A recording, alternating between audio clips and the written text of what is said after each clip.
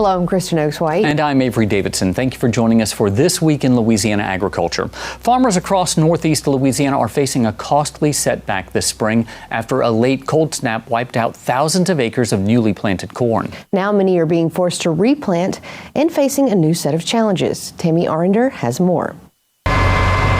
What was supposed to be the start of a promising growing season has turned into a frustrating and expensive do-over for farmers across Northeast Louisiana. Bo Holt is a producer in Lake Providence, growing corn and soybeans in East Carroll Parish. It started off very easy, and then we thought we had everything just right, and then we had a weather event that changed everything. Holt and many farmers in this region have had to replant thousands of acres of corn because of a hard freeze around St. Patrick's Day. Kind of waited through one weekend, and that Monday morning we knew it. Well, that Sunday afternoon I knew we had to replant. I knew it wasn't going to be a good enough stand. Replanting means running tractors again, burning more fuel, and paying for seed twice. Meanwhile, farmers are operating on razor-thin margins between fuel costs and operating cost, input costs, and of course the prices of commodities are so low. And now having to replant just adds to that financial strain. And another problem emerged. Just getting the corn seed became a struggle. You got going this morning. Dane Taylor with Helena Chemical said seed supplies became critically low when it came time to replant. With very little corn in our warehouse because we had just got through planting all the corn that we had. So we didn't know what challenge it was going to be or how big it was going to be. It turned into a huge mess on a year that we didn't need it. Taylor said when the local warehouse ran out of seed, they personally traveled to Missouri, Tennessee, and Texas just to get farmers what they needed before that critical planting window closed. We loaded up 2 flatbed trailers one night and went to Dallas, Texas, about a little town south of Dallas, Texas, and loaded up 600 bags, and we're back by daylight the next morning. Holt has finished replanting his corn crop. He's now moved on to soybeans. He's praying that the supply chain issues, trade disruptions, and geopolitical drama will ease up soon so he and others can get back on the job of feeding the world. Because for Bo, it's not just his job, but his life. I don't know anything else. I've been doing it for so long. I just keep on going. I'm Tammy Arender for This Week in Louisiana Agriculture. Now some farmers in the Delta region may have to shift their acres to soybeans if they can't get their corn replanted in the next couple of weeks. Louisiana farmers cannot afford all of the fertilizer they need for their crops this year. That's according to a survey conducted by the American Farm Bureau Federation. The nationwide survey showed that 70% of farmers across the country reported they will not be able to afford the fertilizer they need. In Louisiana, that number is slightly higher, with 73% of respondents reporting that they cannot afford their fertilizer. According to the AFBF survey, the cost of anhydrous ammonia has increased 30% since the Iran conflict began. The cost of urea has gone up 47%. While fertilizer prices have not reached the immediate post-pandemic highs, low commodity prices are making those increases tougher to bear. The federal government and the USDA are helping with distribution of payments through the $11 billion Farmer Bridge Assistance Program. Louisiana Farm Service Agency Executive Director Craig McCain says so far, Louisiana farmers have received about $123 million in payments that made the difference between getting a crop loan or being denied by the bank. Well, Avery, the big talk the last 2 years, frankly, in agriculture has been the cost of production relative to gross revenue. And so we've seen a significant number of losses, and people have lost equity, they've lost cash flow margins. And so there was a great concern coming into the 26 crop year about financing 26 crops, especially in our row crop areas of the state, especially with corn and soybeans and cotton. The bridge payment closed a lot of those gaps. I hate to overstate it, but if you talk to bankers and you talk to producers, they would tell you that it genuinely closed gaps that none of us expected to close. And so financially, it's been a huge input or a huge help to producers in financing the 26 crop. Even with those payments, 98% of Louisiana farmers told the American Farm Bureau Federation they would not be better off financially this year compared to last. If you've ever had to put in gutters or have your pipes cleaned, you know how important drainage can be. For farmers, it can literally make or break the farm. This week, TWILA's Neil Malasaw shows us how drainage projects across South Louisiana are helping farmers in times of high water. 10 years ago, a freak storm flooded much of southeast Louisiana. Here in Tammany Parish, backwater covered Curtis Engelman's sugarcane crop and soybeans with 1.5 feet of water, ruining a good crop. It's a summer he remembers well. I would have been about knee-deep in water, and it got under our grain bins that were full of beans, and it fortunately was a couple inches from getting in them. And then these fields on the other side, they'll go underwater, and usually it would get off within a day or so. Price Gay is the president of the Louisiana Conservation Districts, as well as the Upper Delta Soil and Water District. He says part of the drainage problems in this area has to do with this road right here. For many years, it's been blocking the Bayou Gross State drainage flow from the Bayou Maringouin drainage flow, which is Bayou Maringouin is right here. Reconnecting the bayou and dredging it are big parts of flood prevention, he says. That's why a number of projects are launching in the Delta Conservation Districts in particular. The plans are to open this road, put culverts in here, allow water to flow through Bayou Maringouin, and they're going to improve the channel by dredging, and it'll increase the storage capacity tremendously during times of high water. Further downstream in Iberville Parish, 2016 didn't bring as much flooding. However, backwater issues are a constant problem as the area near Plaquemine sits between two levees, threatening homeowners and farms alike. Farmer Patrick Frischert says its importance was the first lesson he learned when he got into the business. My father-in-law used to say that there are 3 important things in farming in southern Louisiana, and that's drainage, drainage, drainage. It's water, essentially getting water off the field because we get so much annual rainfall, but making sure we keep the soil in place. Fellow farmer and Lower Delta District Chair Grant Crochet says the projects are not just for farming, as flooding is just as much a threat to homeowners in the area. That's why these projects have one goal. Better drainage,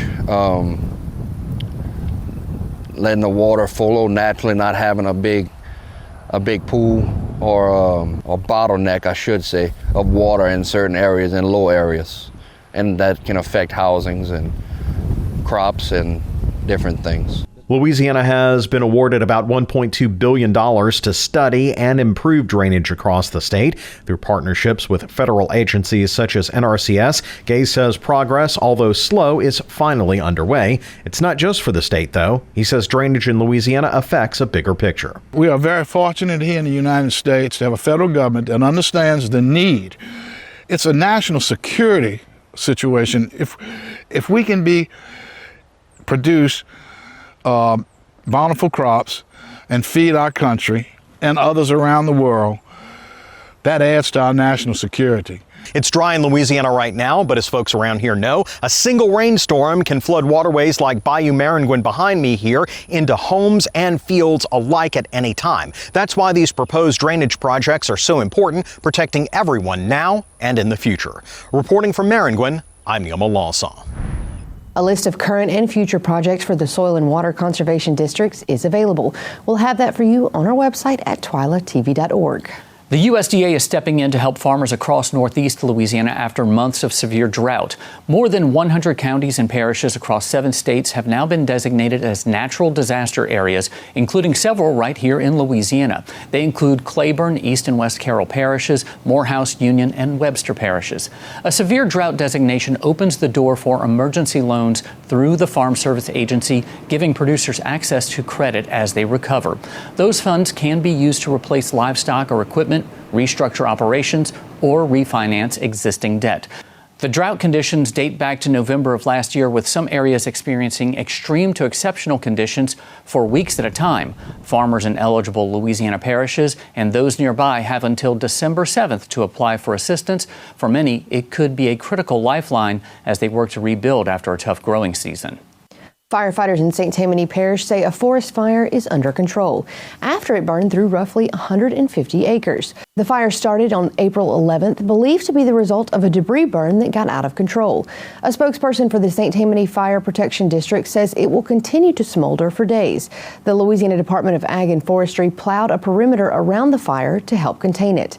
Thankfully, there were no reports of injuries or property damage, though some smoke was heavy at times. If you need to conduct a burn, call your local fire department in advance before you strike the match. While there are more than 30 grain bin rescue tubes across Louisiana, most are at fire departments and grain storage facilities. However, there is now a trailer with all the tools needed to save a life, and it's centrally located in Grant Parish. When someone is trapped in flowing grain like this, time is of the essence to save their life. In this case, it's part of training for first responders organized by the Louisiana and Mississippi Farm Bureaus. But when it's time to put that training into action, first responders need the tools to save a life. That's where this trailer comes in. We want to stock this trailer with a lot of equipment that we hope we never have to use. Grant Parish Farm Bureau President Ryan Yerby says he worked with these sponsors to stock this trailer with rescue tubes, augers, ropes, and communications equipment needed when someone is trapped in a grain bin. We're centrally located in the state, so we have the equipment that's necessary, it's field ready, it's prepped, and we have a team trained that is ready to respond almost anywhere in the state. We can be there in 2 hours or less and address the situation before it becomes an even worse situation. Well, the importance of farm safety obviously is first and foremost with us. Tom Russell is with Visarion Grain. He says there's a good reason why Visarion donated 3 rescue tubes for this trailer. For us knowing that we've got this in the community and for now is centrally located in the state, we know that we've got the equipment that's needed in the event of a farm engulfment. There's been nothing left to spare when it comes to what's included in that trailer, and there's no guesswork as to do we need this or do we need that. We've thought of pretty much every scenario so that what is needed when it comes time for that sort of extrication, we've got on hand, on site, prepared, ready to use, and in good working order. Farm Bureau is a nationwide organization. Farm Bureau Louisiana, we narrow that down to our state. And each parish narrows it down even closer to focus on their people and their citizens, whether they're members or not. We're here for everyone. Not every farm worker is a Farm Bureau member. We're here to keep them safe, protected, and confident that in case of an emergency, we can be here for them with this trailer. Louisiana Farm Bureau has a list of grain bin rescue tubes across the state. You can find out which one is nearest you by following the link on our website at twilatv.org. Time now to take a look at some crawfish prices from around the state, brought to you by the Louisiana Crawfish Promotion and Research Board. In Thibodaux, Seafood Outlet sells live crawfish for $2.69 a pound or boiled crawfish for $5.29 a pound. In New Roads, the boiling branch has them for $3.35 a pound live and $5.99 a pound boiled. And in Alexandria, check out Louisiana Gulf Seafood on Monroe Highway, where they have $2.75 a pound for live and $4.75 a pound for boiled. Now, these crawfish prices are brought to you by the Louisiana Crawfish Promotion and Research Board, which reminds you to always eat Louisiana crawfish, and to make sure, just ask before you eat. Still to come on TWILA, it's a whole lot more than guiding an animal around a ring. We'll take you to the Youth Livestock Show in Amite. Plus, midterms are approaching. We'll introduce you to Mike Eccles, who's running for the Louisiana 5th Congressional District seat. But before we go to break, we want to remember a man who truly helped farmers and ranchers across Louisiana. Willie Cooper served as the Louisiana State Executive Director for the Farm Service Agency for 42 years. He served under 8 presidents and 13 secretaries of agriculture. In total, he dedicated 56 years of his life to working at the USDA. Cooper was inducted into the Louisiana Agriculture Hall of Distinction in 2016 and was recognized by the Lions Club with the Melvin Jones Award for his dedication to helping children in need. Cooper passed away at his home in Pineville on Thursday, April 9th. Willie Cooper was 90 years old.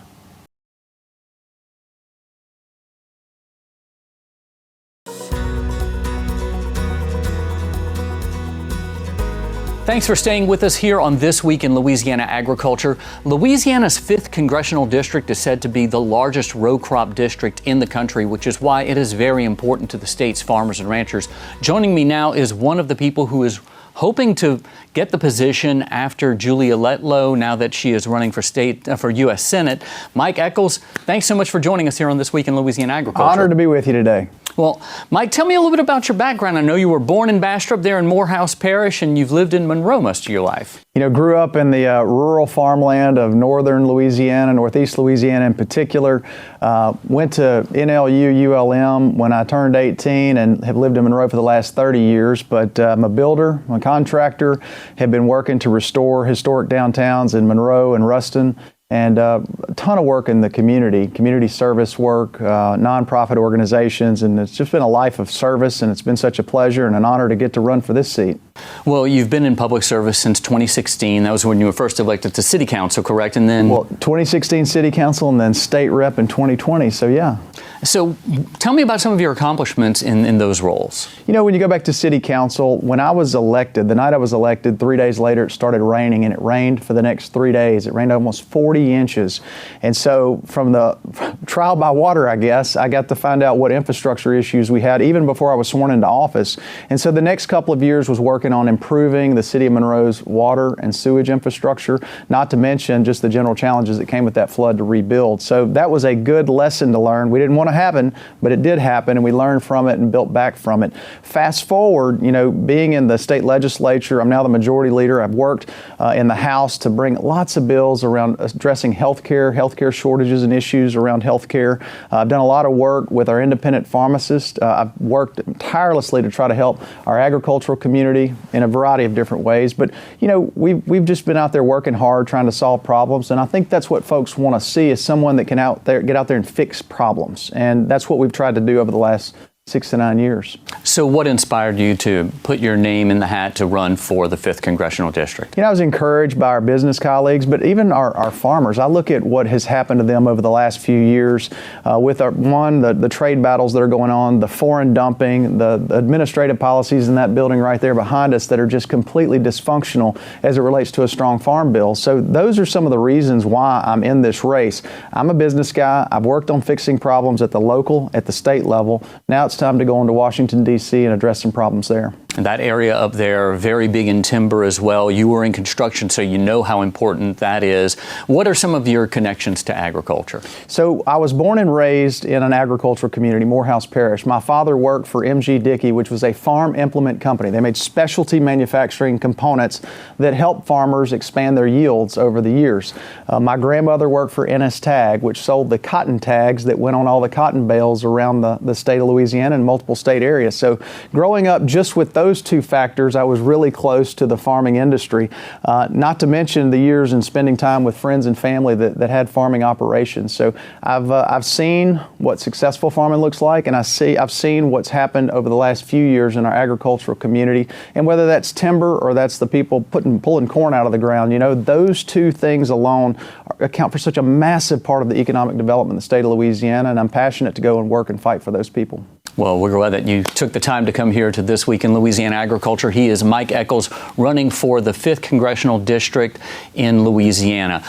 Over the next few weeks, we will be interviewing other candidates for this race, as it is very important to agriculture. So, Kristen, you'll definitely want to watch those. We sure will, Avery. Thank you. Well, the Florida parishes are part of the 5th Congressional District and also the host of this year's Louisiana Farm Bureau Young Farmers and Ranchers Youth Livestock Show. The event at the Florida Parishes Arena in Amite saw more than 130 head of cattle make their way through the show ring. Since 2012, the event serves as an introduction to Louisiana Farm Bureau for young people around the state. Louisiana Farm Bureau Young Farmers and Ranchers Livestock Show Chair Amanda Duyon says her children competed this year, and she's proud of the lessons they learned raising a show animal. I love that my kids are in livestock. The responsibility that they gain alone is enough.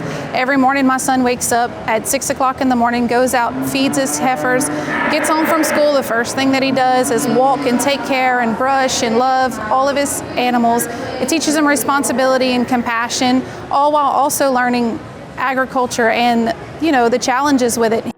If you would like to learn more about the Louisiana Farm Bureau Young Farmers and Ranchers program, visit our website at twilatv.org. Still to come on TWILA, the Louisiana dairy tradition lives on. We'll show you where, up next. In Louisiana, dairy farming isn't just a job, it's a way of life passed down through generations.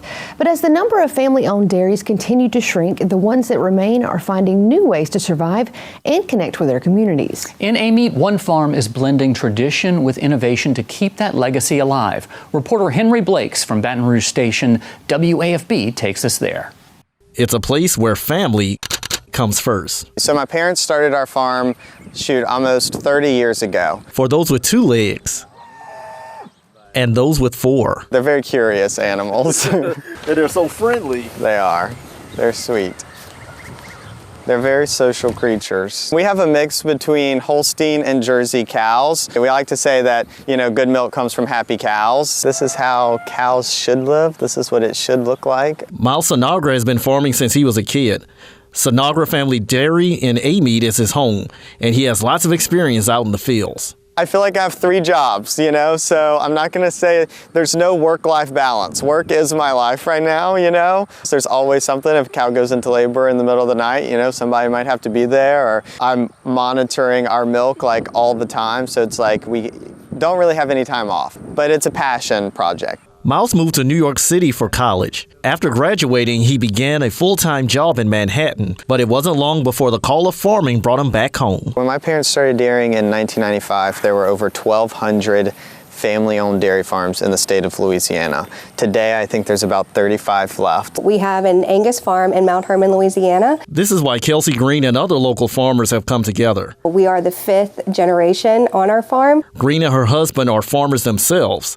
And we have 4 little ones who are going to be already the 6th generation of our farm to hopefully carry on that legacy. They sell their products at the farm store on Sinagra's dairy farm. It's economically beneficial for everyone to find all of their food at one spot. We supply Miles with ground beef and our steaks and our roasts, and we're making like family boxes. And a lot of that is going to be your chuck roast, your ground beef, and then sometimes briskets or other types of roast as well that go a little bit further and are more financially feasible for families. When it comes to food, quality and nutrition are key,